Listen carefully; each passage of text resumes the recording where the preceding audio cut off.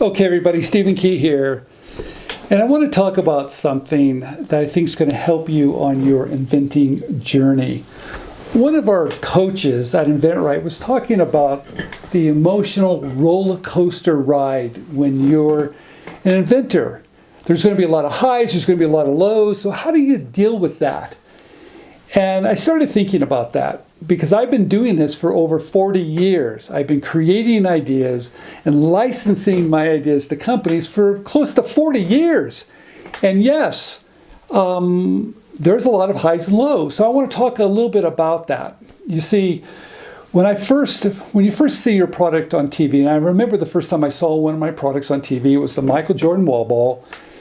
And I remember sitting there with my family, my kids, and Michael came on, and it was this great commercial, and I was just so proud.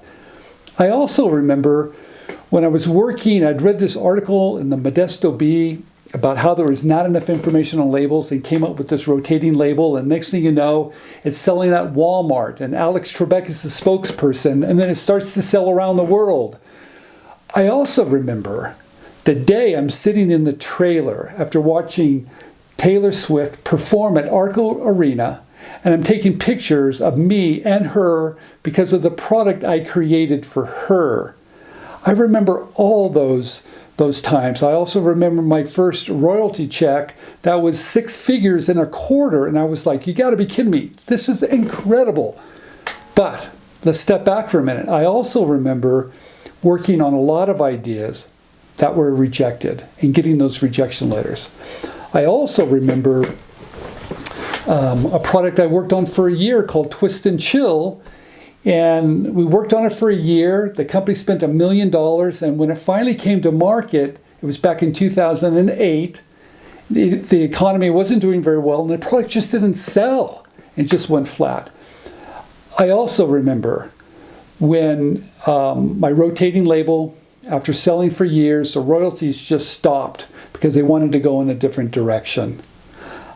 I remember the good times and I remember the difficult times. But the question is, how did I get through all of it? My wife said to me one day, she goes, Steve, you're like a punching bag. They knock you down, but you bounce up the very next day and you're excited. How do you do that? And I realized I have some tips and strategies I want to share with you. Your inventing 101 survival kit to stay in this business long enough for you to be successful. So I want to thank April Mitchell for bringing this topic up because she's one of our coaches and she's licensing ideas, and she had posted something I saw that brought me back to how do I survive this financial roller coaster and also this emotional roller coaster. And that's what I want to talk about. And I have some notes here because there's a lot here. So let's start at the very beginning. The first thing, number one, you have to protect your creativity. It's very special. That childlike wonder that allows you to come up with wonderful ideas, that's very precious. So protect it. Because there's the business side of it. And the business side of it is pretty tough. You're going to get rejected and people are going to say no and things aren't going to happen. So separate the two. And the way I do it, I work on the business part of it. And then when I'm done, I'm done. I put it aside. Then I work on the creative side. I keep them separate because I know that creative side is what motivates me. It's what I really enjoy. The business side, not so much. So keep them separate. That is number one. Number two, I realized stay in one or two industries long enough that you've built relationships with companies and they know who you are. They start to tell you what they're looking for and they start to give you a target to hit. You'll realize that that relationship is going to help you overcome maybe some rejections or some problems because you're working with these companies and they're working with you and you're building those relationships. I highly recommend doing that. Those companies that I worked with brought me in, I got to meet them, and I was part of their world a little bit. So it helped me to understand what was important to them so I could do a better job creating ideas for them. So that's number two. I also want to say that create every day. Find that special time that's yours. After you've done some of the business part, maybe you've called companies, maybe you've filed provisional patent applications, whatever it is, but find that special time that's just your creative time. And make it special and reward yourself for it. And do it every day if you can. That to me is a muscle. That creative muscle you need to do. Have a workout. You have to build that muscle of creativity over and over again so you get real good at this. And you can find ideas instantly, and you'll be able to come up with ideas as many as you want. So if something doesn't work, it doesn't matter. You can pull another one out of the hat. So you need to work on your creative muscle. And that is number 3. Number 4, be inspired. The way I get inspired is I go down to the local mall or the library or watch a movie, or I go traveling. I like to have all these things that come into my mind that inspire me. I love to see things that are new. So those type of things give me, I don't know, they give me the ability to dream. So be inspired. Be open for new experiences. Okay, here we go again. I think number 5 is be disciplined. Wow, this is really hard for us creative people because we're a little bit crazy at times, but you have to be disciplined. Have a schedule where you do this, you do this, you do this every single day. Even today, after I've been doing this for over 40 years, I have a schedule. I wake up at a certain time, I do this, I do this, I do this every single day. And it allows me to be extremely productive. So I am very, very disciplined, even in my crazy world that I live in. All right. The right environment. Yeah, I also believe that you need to surround yourself with the right people that have your best interest. And the people that don't, the negative noise, get rid of it. Don't listen to it. If someone in your community or someone that's in your family or whatever, if they don't believe in what you're doing and they give you this negativity, just kind of bypass it, step over it, move it aside. So I'm very aware that I'm doing something very different that most people will not understand. So what I try to do is create the right environment for me. Okay. All right, here we go. Looks like number 7, freelance. If you're really creative and you start to know these companies and you've built relationships with these companies, ask them, is there anything you can do for them? I did a lot of freelance for companies. It kept me more creative. It paid the bills. It allowed me to know what's going on internally in some of these companies. So I loved freelancing for companies. I did it for years. I traveled all through the Far East, helping companies manufacture. I did a lot of design work. I loved freelancing for companies. It didn't pay that well, but it kept me active and in the industry. All right. Number 8, take responsibility. There you go. I said it. Don't blame anybody. There's no blame here. If something goes wrong, forget about it, learn from it, and move on. I do believe if you blame people or a situation, you're never going to really move ahead. So I look at every obstacle or every failure as just a stepping stone to my success.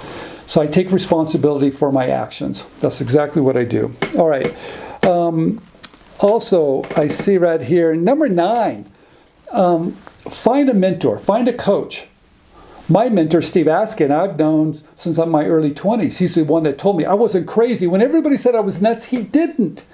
So find your mentor or find a coach or find someone that has a little bit more experience than you do so it can put you in the right frame of mind when you're a little bit down or you're not quite sure what to do. Find that person to be your sounding board.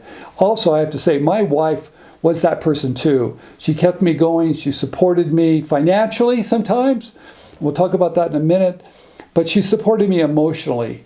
She was my rock. Find your rock. Okay, there we go. All right.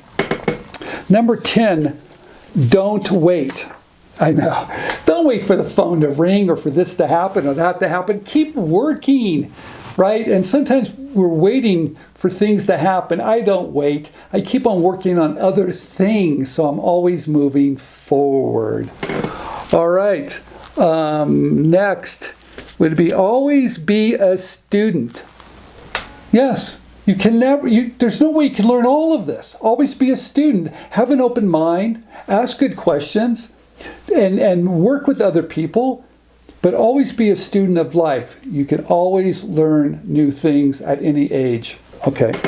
Number 12, Celebrate the small victories. That's right. If you got into a company and you're having difficulty reaching a person and you finally got to that person, celebrate. If you built a prototype and it's not working, but you finally build one that does work, celebrate.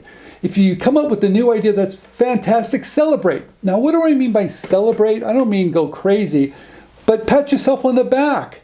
Feel good about it. It's okay to celebrate these small little victories, because I'm going to tell you, if you're waiting for the big thing to happen in order to celebrate, you're going to be disappointed. So keep working, keep celebrating all the little things along the way. You'll be much, much happier if you do. Also, I want to say challenge yourself. That's right, challenge yourself. The reason why I'm saying challenge yourself, there's going to be a lot of things you want to do and a lot of things you don't want to do. But the things that are difficult, keep doing them. Learn from them. Challenge yourself to be better, right? And realize at the very beginning, it's going to take a little bit of time, but you will get better at things. So keep working towards things that are difficult and try to be the best person you can. And don't avoid the things that are difficult. Challenge yourself. Number 14. I already said this, but I'm going to say it again. Don't wait for the future. Don't wait and look ahead. As entrepreneurs, we're always looking ahead for goals and for success. Don't do that. I think it's okay, but live in the present. Don't forget that, yes, you're going to work for these goals, but you need to live for today and enjoy today.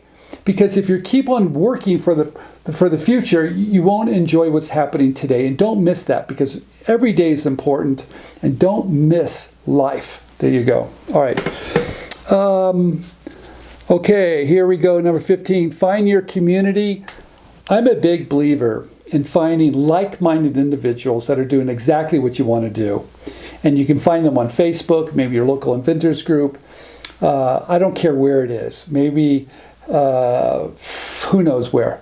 But find your community of people that are creative. They're doing things that interest you. You're all trying to take your ideas and commercialize your ideas, or you're all trying to share your creativity with the world. Doesn't matter. Find your community, and you're going to find a group of people that support you through the ups and through the downs. All right, here we go.